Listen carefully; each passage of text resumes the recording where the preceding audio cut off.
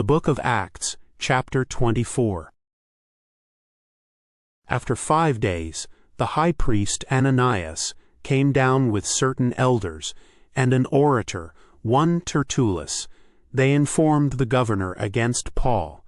When he was called, Tertullus began to accuse him, saying, "Seeing that by you we enjoy much peace, and that prosperity is coming to this nation by your foresight, we accept it in all ways, and in all places, most excellent Felix, with all thankfulness.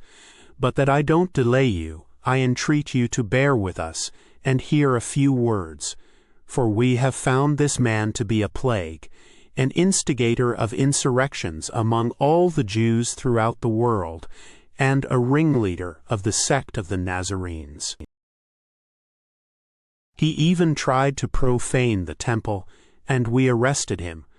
By examining him yourself, you may ascertain all these things of which we accuse him." The Jews also joined in the attack, affirming that these things were so. When the governor had beckoned to him to speak, Paul answered, "Because I know that you have been a judge of this nation for many years, I cheerfully make my defense, seeing that you can verify that it is not more than 12 days since I went up to worship at Jerusalem. In the temple, they didn't find me disputing with anyone or stirring up a crowd, either in the synagogues or in the city, nor can they prove to you the things of which they now accuse me.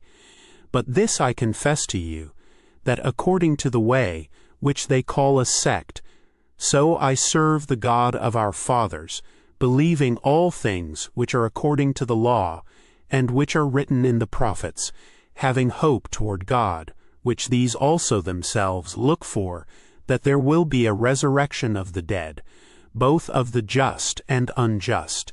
In this I also practice, always having a conscience void of offense toward God and men.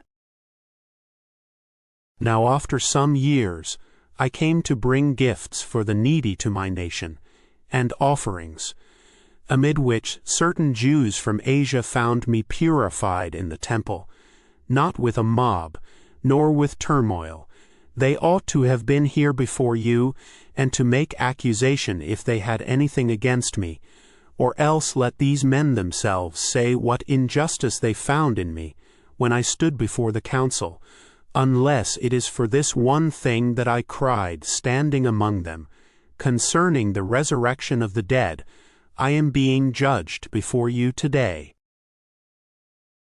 But Felix, having more exact knowledge concerning the way, deferred them, saying, "When Lysias the commanding officer comes down, I will decide your case."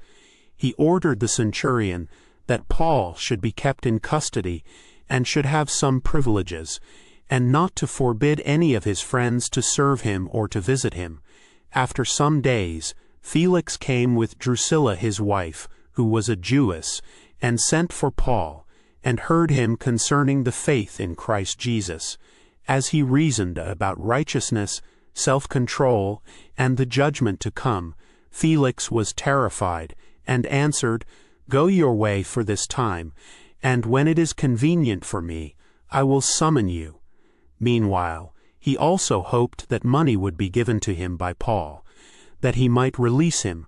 Therefore also he sent for him more often and talked with him.